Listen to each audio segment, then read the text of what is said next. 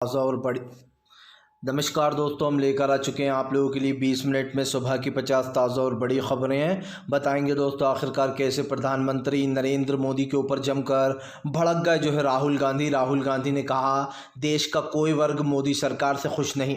आखिरकार क्यों दोस्तों बीजेपी फिर से एक बार जो है करने वाली है जो है बड़ा खेल दोस्तों। जी हाँ, आपको बता दें हिमाचल में अभी भी सुर बदले हुए हैं विक्रमादित्य सिंह के।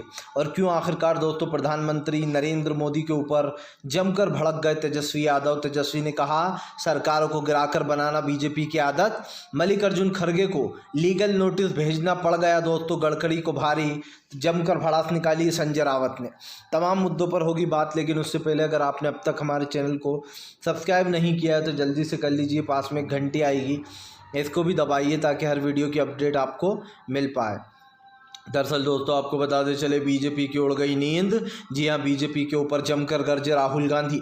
दरअसल राहुल गांधी का कहना है कि बीजेपी से कोई भी तबका खुश नहीं है, देश का कोई भी इंसान बीजेपी से बचा हुआ नहीं है। दरअसल दोस्तों राहुल गांधी की बात अगर देखी जाए तो सही भी है। मुसलमान बीजेपी से बहुत परेशान आ चुके हैं। दलितों को आप समझिए सरेआम गोली मारकर मारा जा रहा है। पिछड़ों को उनका हक नहीं मिल रहा है दोस्तों। आदिवासी परेशान है। और उसके बाद भी मोदी सरकार झूठ बोलती है कि हम तो सबका साथ सबका विकास। क्या दोस्तों सबके साथ सबके विकास में मुसलमान नहीं आते? क्या दलित नहीं आते? क्या दोस्तों पिछड़ा वर्ग नहीं आता? लेकिन आप मुझे बताइए कि मोदी सरकार इन लोगों के लिए क्या कर रही है? मुसलमानों के खिलाफ कांटे बिछा रही है, उनके लिए यूसीसी एनआरसी जैसी चीज़ें ला रही है। दलितों को सिर्फ बाबा साहब अम्बेडकर का वोट लगाने पर गोली मार दी जाती है। हमारे दलित भाइयों को, हमारे आदिवासी भाइयों को उनकी जगह नहीं मिल पाती है। तो दोस्तों आप समझिए जो देश के हालात हैं उस पर राहुल गांधी जमकर तंज कसा और कहा कि कोई भी तबका मोदी सरकार से खुश नहीं है। आपको बता दें चले दोस्तों फिलहाल नितिन गडकरी पर का वीडियो वायरल किया तो बीजेपी को लगी मिर्ची। अब नितिन गडकरी से भिजवा दिया लीगल नोटिस। दरअसल दोस्तों जब कोई सच्ची बात बोल देता है तो बीजेपी को वह हजम नहीं होती है, और ऐसा ही कुछ फिर से एक बार होता हुआ दिखाई दे रहा है। अब पूरा मामला क्या है हम आपको बताते हैं। दरअसल हुआ कुछ यूँ दोस्तों कि नितिन गडकरी जो हैं उन्होंने एक वीडियो में इंटरव्यू दिया जिस वीडियो में उन्होंने मोदी सरकार की आलोचना की। और वो सच्चा वीडियो, ऐसा भी नहीं कि कांग्रेस ने झूठा वीडियो किया। लेकिन अब नितिन गडकरी ने एक नोटिस भेज दिया मल्लिकार्जुन खड़गे और जयराम रमेश को के साथ इन्होंने गलत तरीके से मेरा वीडियो प्रेजेंट किया है, बस उसका एक भाग। दोस्तों अब ये नितिन गडकरी समझा रहे हैं, जबकि नितिन गडकरी खुद जानते हैं कि वो आए दिन बीजेपी की आलोचना खुद करते रहते हैं। और वो कह रहा है कि सिर्फ वीडियो का इन्होंने एक हिस्सा पोस्ट किया है, उस पूरे वीडियो में मैंने कुछ अलग कहा है। जबकि दोस्तों आप समझिए वीडियो का एक हिस्सा करें या दो हिस्सा करें, आप वो बात तो बोल रहा हो ना कि आज किसान खुश नहीं है, गरीब परेशान है, मजदूर परेशान है, और जो है अस्पतालों की हालत ठीक नहीं है, स्कूलों की हालत ख़राब है। तो आप समझिए दोस्तों जो गडकरी ने कहा वही जयराम रमेश और मल्लिकार्जुन खड़गे ने उसको शेयर कर दिया। लेकिन दोस्तों अब बीजेपी को लग गई मिर्ची लोकसभा से पहले, और इसलिए लीगल नोटिस भिजवा दिया गया गडकरी से। हालांकि नितिन गडकरी जो है दोस्तों वो हमेशा सच बोलते हैं, उनकी ये खासियत रही है। और बीजेपी में वही और सुब्रमण्यम ये दो लोग ही ऐसे हैं जो अपनी सरकार को घेर लेते हैं। लेकिन अब नितिन गडकरी पर प्रेशर डाला होगा तो उन्होंने ऐसा किया कि आप माफ़ी मांगे मुझसे। जबकि दोस्तों ये वीडियो बिल्कुल सच्चा है और ये वो भी कह रहा है, लेकिन वो कह रहा है कि इस पूरा वीडियो में मैंने कुछ अलग कहा है या आधा एक हिस्सा करा है। अब दोस्तों बीजेपी वाले तो क्या क्या अपलोड करते हैं और कांग्रेस को कैसे बदनाम करते हैं ये आपने देखा ही है। ये तो यहाँ तो सच्चा वीडियो करा गया है, लेकिन बीजेपी के लोग तो झूठे वीडियो उठा लाते हैं। कभी कहते हैं पाकिस्तान के नारे लगाए इन लोगों ने, पाकिस्तान जिंदाबाद के, कभी कहते हैं कि कांग्रेस ने गाली दी, कभी कुछ कह देते हैं। लेकिन नितिन गडकरी ने जो बोला है कांग्रेस ने वही शेयर कर दिया। अब भाई छोटा हिस्सा हो या बड़ा हिस्सा हो, आपने वो बोला तो है, कोई वो पूरा वीडियो तो शेयर करेंगे नहीं कि आपने क्या क्या कहा है। आपको बताते चले दोस्तों प्रधानमंत्री नरेंद्र मोदी के ऊपर भड़क गया सद्दीन ओवैसी। ओवैसी ने बीजेपी को लिया आड़े हाथ। ओवैसी बोले इस देश के गरीब तबकों पर बीजेपी कर रही है जुल्म। दरअसल आपको बताते चले ओवैसी का कहना है कि इस देश के मुस्लिम, दलित और पिछड़ों के साथ बीजेपी ने अन्याय किया है। आपको बता दें ओवैसी ने बीजेपी पर निशाना साधते हुए कहा कि जब भी कुछ अत्याचार होना होता है तो फिलहाल माइनॉरिटी के जो लोग हैं उनके ऊपर ही किया जाता है। जैसे मुस्लिमों के ख़िलाफ़ दोस्तों यूसीसी या फिर CAA या फिर दलित पिछड़ों को दोस्तों आप देखिए घोड़ी पर बैठने पर मार दिया जाता है। उनको जो है यहाँ पर अगर बाबा साहब अम्बेडकर का बोर्ड लगाएं तो गोली मार दी जाती है। तमाम तरीके की चीज़ें हैं। इन सब पर ओवैसी ने कहा कि इस देश में गरीब भी सारी की सारी जो है पड़ताएं न झेल रहा है। आपको बताते चले दोस्तों, फिलहाल लोकसभा चुनाव के लिए कांग्रेस के मास्टर स्ट्रोक पर लालू प्रसाद यादव ने दी नसीहत। लालू प्रसाद यादव बोले अब ज़्यादा समय नहीं बचा है। कांग्रेस पर थोड़े से भड़कते हुए भी नजर आए हैं। आपको बता दें, लालू प्रसाद यादव ने नसीहत दी है कि राहुल गांधी अब बंटवारा कर लें सीट शेयरिंग का, अब ज़्यादा टाइम बचा नहीं है। उन्होंने कहा कि घूमना फिरना अब वो बंद कर दें। भारत जोड़ो यात्रा को आपको बताते चले दोस्तों बहुत प्यार मिला है लोगों का। तो लालू ने प्रसाद यादव ने ये भी कहा है कि राहुल गांधी अच्छा कर रहे हैं, लेकिन उनको अब सीट शेयरिंग पर बात करनी चाहिए। जिन लोगों से सीट शेयरिंग का फार्मूला तय नहीं हुआ उनसे कर लेना चाहिए, क्योंकि अब लोकसभा चुनाव में दोस्तों देखा जाए तो वाकई में अब ज़्यादा वक्त बचा नहीं है। और कई बहुत सारी जगह ऐसी हैं जहाँ पर बात नहीं बन पाई है। जैसे पश्चिम बंगाल में अब तक कुछ पता नहीं है कि क्या हो रहा है। ना ममता बनर्जी की तरफ से कुछ बयान आया है। उन्होंने तो ये साफ कहा था कि वो अकेले चुनाव लड़ेंगी, और यही कारण है जो इन सब चीज़ों पर तलखा टिप्पणियां की जा रही हैं। लेकिन एक चीज़ तो साफ है कि फ़िलहाल यहाँ पर ये चीज़ें सामने आ रही हैं कि जल्द से जल्द सीट शेयरिंग को लेकर कांग्रेस बात कर ले। अब कांग्रेस बात करती है या नहीं ये तो आने वाला वक्त बताएगा, लेकिन अब हम देखते हैं कि फ़िलहाल आगे क्या होता है यहाँ पर, क्योंकि सीट शेयरिंग एक बड़ा फार्मूला है। आपको बता दे चले दोस्तों, फ़िलहाल भारतीय जनता पार्टी के पास और कुछ काम नहीं, दूसरों के विधायक तोड़ तोड़ कर अपनी पार्टी में लाना, ये बीजेपी की पुरानी आदत। भड़क गए तेजस्वी यादव। जी हाँ, दरअसल आपको बताते चले दोस्तों, बीजेपी हर जगह लोगों को तोड़ने में लगी हुई है, महाराष्ट्र से लेकर तो दोस्तों हिमाचल तक। आप देख लीजिए, बीजेपी दोस्तों चुनाव से पहले विपक्ष को ख़त्म करने की पूरी साजिश में है, क्योंकि उसको पता है दोस्तों कि अगर मोदी को तीसरी बार लाना है तो विपक्ष को मिटाना पड़ेगा। और दोस्तों तीसरी बार अगर विपक्ष को मिटाकर मोदी सरकार आई तो फिर वो विपक्ष को खड़ा ही नहीं होने देगी। फिर उसके मन में लालच आएगा कि अब चौथी बार भी हम आए। आप देखिए आज बीजेपी के पास क्या नहीं है। बीजेपी के पास दोस्तों तमाम फौज है, मिलिट्री है, ईवीएम है। ईवीएम में बनाने वाली कंपनी में बीजेपी के 4-4 लोग भरे हुए हैं, अदालतें हैं, तमाम चीज़ें बीजेपी के कंट्रोल में हैं। इसी को लेकर जमकर भड़ास निकाली उन्होंने। तेजस्वी यादव ने कहा कि बीजेपी ने देश के लोकतंत्र को ख़त्म कर दिया। वो आज खास कर सरकारें गिराकर सरकारें बनाना या विधायकों को तोड़कर अपनी पार्टी में ले जाना, ये बीजेपी की आदत हो गई है। तेजस्वी ने इस पर सवाल भी उठाया। उन्होंने कहा कि फ़िलहाल इस चीज़ पर सोचना चाहिए सबको, और दोस्तों सोच भी ऐसी रखनी चाहिए कि हाँ ये चीज़ सबसे बड़ी हो रही है। और हमारा देश में दोस्तों आज क्या चल रहा है ये किसी से छुपा नहीं है। प्रधानमंत्री हों या विपक्ष के नेता हों, ये बहुत बड़ी बात होती है कि आज ये जो तमाम चीज़ें हो रही हैं दोस्तों, ये कहीं ना कहीं सोचने वाली चीज़ है और इस पर विचार विमर्श होना चाहिए। आपको बताते चले दोस्तों, भारतीय जनता पार्टी को लगा बड़ा झटका, बीजेपी के ऊपर दोस्तों बिखर गए जो है यहाँ पर दोस्तों। एक बार फिर से अखिलेश यादव, अखिलेश बोले पीडीए के सामने टिक नहीं पाएगा बीजेपी का कोई भी जाल। दरअसल आपको बताते चले, अखिलेश ने दावा किया है कि पीडीए के सामने बीजेपी टिक नहीं पाएगी। अखिलेश यादव ने दावा किया है कि बीजेपी की बेईमानी और ख़ास कर बीजेपी लोकतंत्र की हत्या कर रही है। उन्होंने कहा कि क्या देश के लोकतंत्र को जिस तरीके से बर्बाद किया जा रहा है वो लोगों को दिखाई नहीं दे रहा। उन्होंने कहा कि जनता सब देख रही है, आने वाले लोकसभा में बीजेपी को सत्ता से बाहर कर देगी। अखिलेश यादव ने कहा कि इस देश की जनता ने देखा है बीजेपी का कार्यकाल, 10 साल में बीजेपी ने कोई देश का विकास नहीं किया, सिर्फ लोगों को जो है यहाँ पर पेपर लीक किया है, युवाओं का सपना तोड़ा है। और उन्होंने कहा कि अब उत्तर प्रदेश पेपर लीक प्रदेश बन चुका है जहाँ की सरकार नाकाम है। अखिलेश ने तो यहाँ तक कह दिया कि पेपर लीक में सरकार का ही हाथ होता है ताकि नौकरियां ना देना पड़े। आपको बता दें दोस्तों, पेपर लीक एक बहुत बड़ी गंभीर समस्या है और ये चीज़ बंद होनी चाहिए, लेकिन अब तक हो नहीं पाई है। आपको बताते चले दोस्तों, सुक्खू सरकार की बीजेपी को चेतावनी, कहा पूरे 5 साल पूरे करेंगे हम, 5 साल से पहले नहीं हटेंगे। आपको बताते चले दोस्तों, हिमाचल की सरकार पर अभी भी संकट के बादल मंडरा रहे हैं।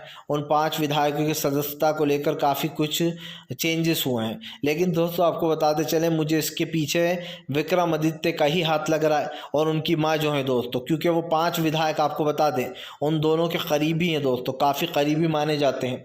अब ऐसे में दोस्तों जब प्रतिभा सिंह और उनके बेटे चाहते थे कि प्रतिभा सिंह सीएम बने, मतलब कि वो जो उनकी माताश्री हैं दोस्तों, उनके बेटे उन्हें विक्रमादित्य उनको बनाना चाहते थे सीएम फेस, लेकिन कांग्रेस ने सुखविंदर सिंह सुक्कू को चुना।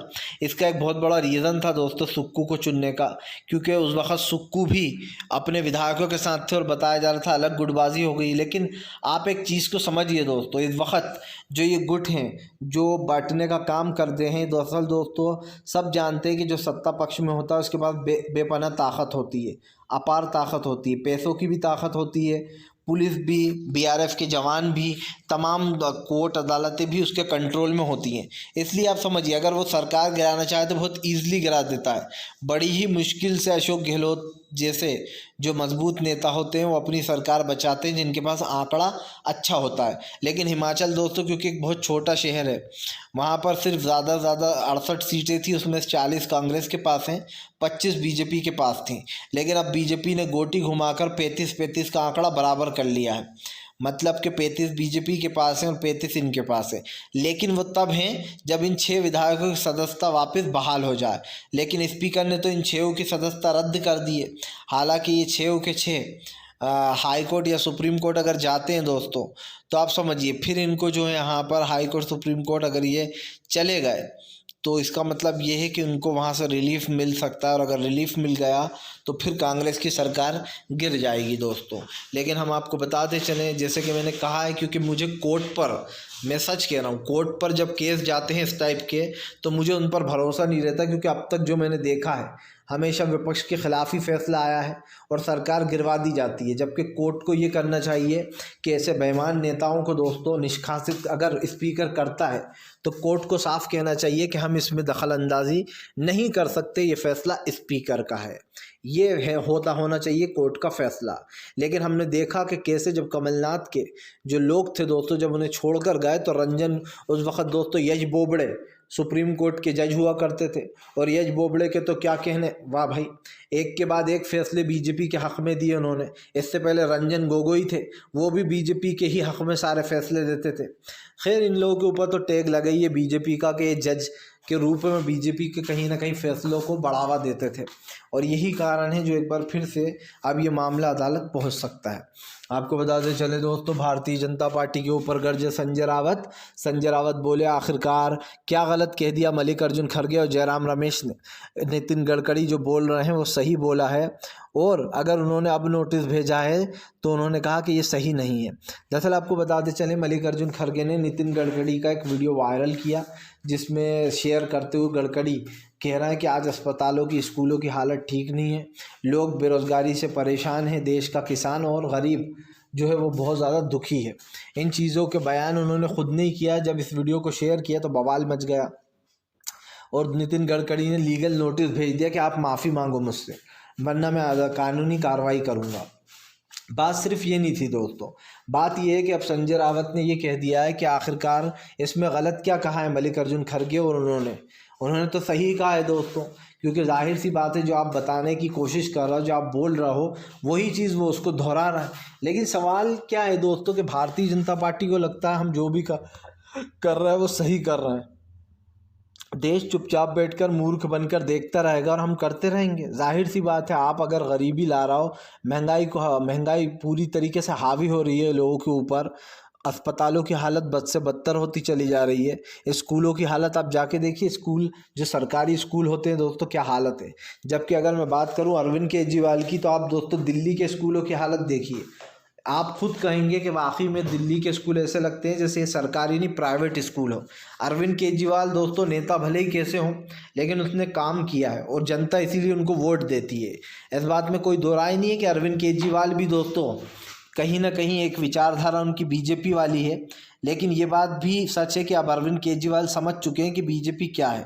पहले भले ही केजरीवाल बीजेपी को सपोर्ट करते थे, पर शायद अब अरविंद केजरीवाल की आंखें खुल चुकी हैं। और इसीलिए दोस्तों अरविंद केजरीवाल और बीजेपी में यही फ़र्क है कि केजरीवाल को कभी बीजेपी हरा नहीं पाती दिल्ली में। दिल्ली क्या, और ये साफ दिखाई देता है कि केजरीवाल को आने वाले समय में बीजेपी इस जन्म में तो नहीं हरा पाएगी, और ना वो कांग्रेस को कभी दिल्ली में हरा पाएगी, क्योंकि बीजेपी का बनवास कभी भी दिल्ली में ख़त्म नहीं हुआ। आपको बताते चले दोस्तों, भारतीय जनता पार्टी के ऊपर जमकर गरजते हुए नजर आए जो यहाँ पर दोस्तों मल्लिकार्जुन खड़गे बोले हम सच बोलने से डरते नहीं हैं, जो करना है वो कर लें। दरअसल आपको बताते चले दोस्तों, मल्लिकार्जुन खड़गे ने कहा कि हमने कुछ गलत चीज़ शेयर नहीं की। उन्होंने कहा कि जो सच है, जो उन्होंने बोला था, हमने तो वही चीज़ बताई है। दरअसल आपको बताते चले, अब खड़गे ने सरकार पर सवाल उठा दिया।